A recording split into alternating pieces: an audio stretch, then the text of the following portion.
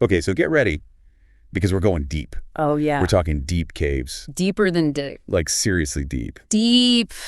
Deep. All right, so imagine a place darker than you can even imagine. Can't even see your hand in front of your face. And so deep, it would make skyscrapers look like little toy buildings. Like little Monopoly pieces. Yeah, exactly like those little greenhouses in Monopolies. Wow. Well, today we're diving headfirst into that world. Head first into the darkness. The world of deep caves. The final frontier. We've got some incredible excerpts from a text all about these caves. And Oh, yeah. I was reading this. It's fascinating. yeah, we're going to uncover some seriously mind-blowing facts. Like, did you know that some of these caves go deeper than mountains are tall? Yeah, that's what blew my mind too. It's like another world down there, a whole hidden universe. It really is. And it makes you realize how much we still don't know about our own planet. Okay, so let's start with the basics. Like, how deep are we talking? Well, I'm sure you've heard of Veriofkina Cave in Georgia. Vaguely rings a bell. It's the deepest cave in the world. Goes down over 7,257 feet. Whoa. Okay, so for our listeners who are more visual thinkers, Yeah. that's like twice the height of the Burj Khalifa. The tallest building in the world. The tallest building in the world. Crazy, right? It's hard to even picture a space that vast underground. It's like a whole other dimension. Yeah. And the conditions down there are so extreme. So extreme. I mean, think about it. It's pitch black. Right. The temperature's hovering around 4 to 10 degrees Celsius. That's chilly. And there's water constantly dripping everywhere. So humid. Yeah, super humid.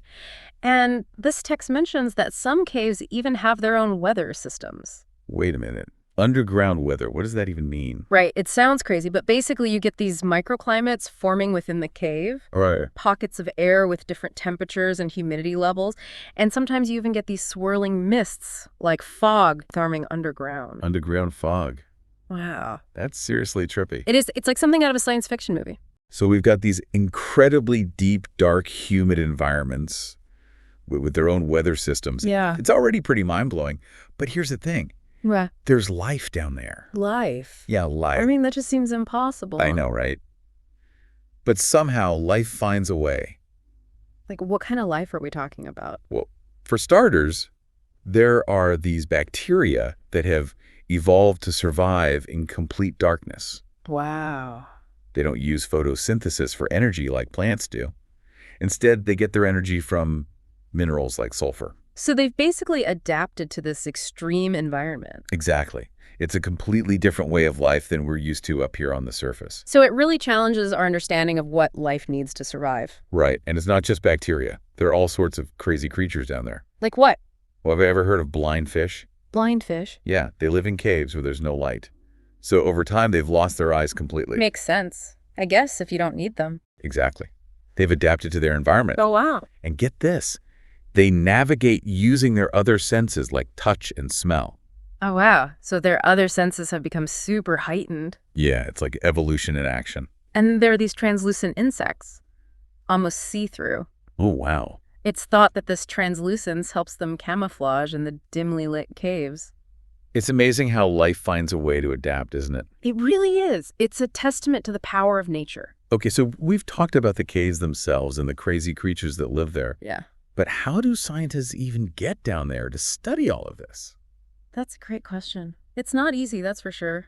Exploring these deep caves is a serious undertaking. Like, how serious are we talking? Well, for starters, you need specialized equipment. Of course. And you need rigorous training. Right. I mean, you're talking about navigating narrow passages, scaling slippery rock faces, squeezing through tight spaces. All in complete darkness. All in complete darkness. Yeah. And there are constant dangers to be aware of. Like, what kind of dangers? Well, there's always the risk of sudden flooding. Flooding underground. Yeah, if heavy rains fall on the surface, it can quickly fill up the cave passages.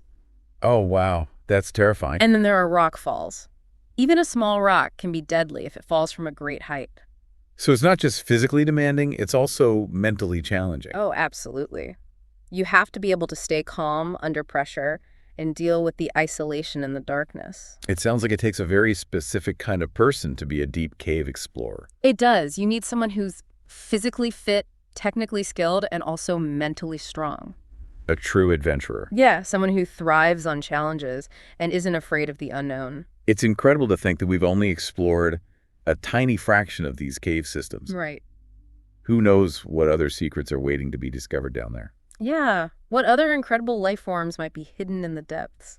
It's a humbling thought, isn't it? It makes you realize how much we still don't know about our own planet. Definitely. And it makes you appreciate the incredible diversity of life on Earth. So as you go about your day, think about those vast, mysterious worlds hidden beneath our feet. Yeah, and who knows? Maybe one day you'll be inspired to venture into the depths yourself. And uncover some of those hidden wonders for yourself. That's the beauty of exploration. Yeah. You never know what you might find. Exactly. That's what makes it so exciting. So keep exploring, everyone, and we'll see you next time on The Deep Dive. Until then, keep looking down. And keep wondering.